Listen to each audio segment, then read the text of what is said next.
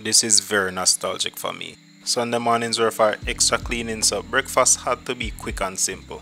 Before shoes were dusted or the floors got polished, my mom would whip up this satisfying dish of cabbage and carrot, sometimes with saltfish, sometimes without.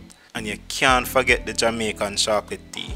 Rich, warm, and the perfect drink to start the day. Hey, I'm Nick, and today I'm bringing back those Sunday vibes by showing you how to make this very easy and quick classic Jamaican dish. I also have this really special fried dumpling recipe I want to share, but before we get into the video, what's your favorite Sunday morning breakfast? Let me know down in the comments. I want saltfish in my cabbage and carrot, so that's the first thing I'm going to work on. This is 8 ounces of salted cod or simply saltfish, and before we can cook it we need to remove the salt. Now the quickest way to do this is by rinsing off the excess salt and boiling it for a few minutes. It's fast, plus you can throw some seasonings in the water for extra flavor. But you lose a bit of the flavor to the boiling water and it's easy to overcook. You could end up with tough stringy fish. Personally, I like soaking the saltfish in fresh water instead. This method takes a bit longer, maybe an hour or two at least, but you can speed it up by changing the water a couple of times. It retains a lot more flavor this way. After soaking, the fish will get rehydrated and we can easily remove the skin and bones. Saltfish was usually soaked overnight, that way it's a set it and forget it kind of thing. No, I don't recommend removing all the salt. Leave a little bit behind to flavor the dish. The salt from the saltfish tastes way better than just adding regular salt later on. You want it slightly salty, so after soaking, give it a quick taste to check the level before moving on. Alright, time for the cabbage and carrot. This cabbage is close to 2 pounds. I'm just removing the outer leaves as those are not so great. This was being dined on already, but that's fine. Just remove those leaves too, then give the cabbage a proper wash.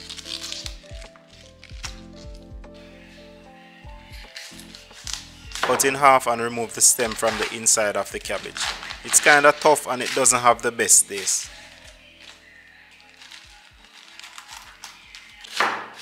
Give it some thin slices, not too thin though because cabbage cooks really quick. I'm going over this one more time to see if I missed any bad leaves. Keep in mind, cabbage usually shrinks by 25 to 50% when cooked, so plan your portions accordingly. Next up is the carrot. I'm using a large one. Carrots provide a nice contrast to the mild flavor of cabbage, which is why these two veggies work so well together, whether in cooked or raw dishes. In a cold dish like coleslaw, for instance, cabbage and carrot are a perfect pair. The sweetness of the raw carrots enhances the natural crunch and slight bitterness of cabbage, balancing out the flavors. Now, there are a lot of different ways to handle the carrot. Shredding it is pretty popular and julienne is also nice. What I love most about carrots is their texture. When you slice them like this, they stay crunchy with a little bite, even after being perfectly cooked. You can definitely mix in other veggies too. I love adding leafy greens like callaloo or pak chai. Sometimes I'll even throw in some kernel corn for a bit of sweetness, but for this recipe I'm keeping it simple. And that's it for our cabbage and carrot.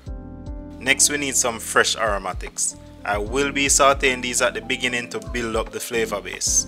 You can certainly do a lot more with other ingredients, but I'm keeping it very simple with each ingredient here serving a very clear role. To start, I'm adding a big splash of olive oil to my pot. Olive oil is delicious, especially when sauteing veggies.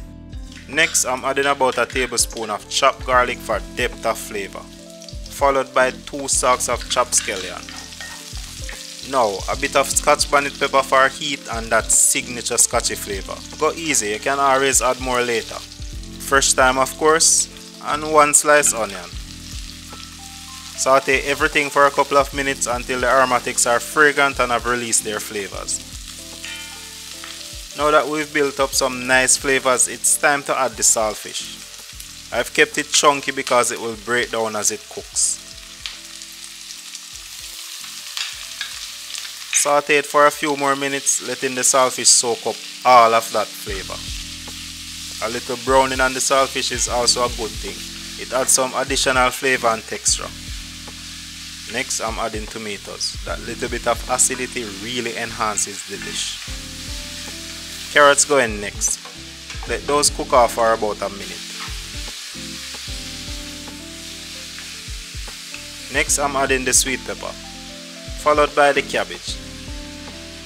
It might look like a lot at first, but remember, cabbage shrinks down a lot as it cooks. Finally, a sprinkle of black pepper to add that distinct black pepper flavor.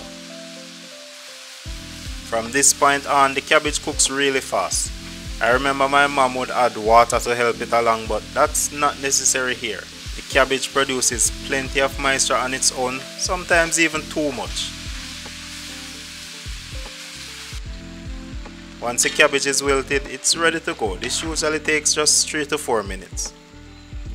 That's one very delicious bowl of cabbage and carrot, but we need something to eat this with. I absolutely love fried dumplings with this recipe. There's nothing better than a dumpling that's crispy on the outside but still soft and chewy on the inside. Make sure you like the video, especially if you love fried dumplings. This is very simple and I'm going to show you exactly how to get that perfect texture. Start with 10 ounce or around 2 cups of all-purpose flour. Add a tablespoon of brown sugar. This gives a slight sweetness and makes the dumplings a bit chewier. 1 tablespoon baking powder for leavening, close to a teaspoon of salt, 1 ounce melted butter, and finally 6 ounce or 3/4 cups water. You can use milk instead for a richer dumpling. I'm just going to give this a quick mix just to hydrate all the flour. The dough will start out sticky due to the higher hydration, but that extra water is key for a lighter texture. Next I'm going to cover and let this rest for 10 minutes. This first rest helps develop some gluten, making the dough easier to work with and cuts down kneading time. After the first rest, I'll do a quick stretch and fold, which should only take about 2 minutes to get the dough smooth. Once smooth, it's time for a second 10-minute rest. This just relaxes the dough, making shaping it much easier. This might sound like a lot of steps, but it's actually really efficient. Each rest period gives me time to work on other parts of the dish, like prepping the veggies or just cleaning up. Making these dumplings is fairly simple. Just grab a small piece and fold it over onto itself. After that, just roll in between your palms. With a high hydration dumpling like this, you really don't have to worry about getting a perfect shape. One downside to high hydration is a sticky dough, but there's an easy fix for that. Just dust a little bit of flour on your fingers or on the dough to keep the dough from sticking. You also want a bit of flour on whatever you will be placing your shaped dumplings on. After all that work, the dumpling will be kinda tight. Another 5 minutes rest before frying helps it relax in the dough, giving us a better texture. The only thing left now is to deep fry over medium-low heat. As they fry, you will notice that the dumplings start to rise and the shape evens out, even if most of them were a bit crooked at first. Once they're golden brown, you can now take them out. Now, this is one of my favorite things to have for breakfast, but honestly, I'll have them with any meal of the day. Fried plantain adds so much to any dish. I don't know anyone who doesn't like plantain. The only hate on plantains come down to ripeness. Some people prefer them green, others like them overripe, but everyone I know has a range. Do you hate plantains? Let me know down in the comments. And there we have it, one delicious plate that feels like it came straight out of my Sunday morning memories. The only thing missing now is a hot cup of old-time Jamaican chocolate tea. That is it, the most satisfying cabbage and carrot you can have. Big shout out to all my patrons, thanks for keeping the kitchen cooking. Check the links in the description if you want to support the channel. Thanks for watching, but before you go, make sure you check out this exciting video right here.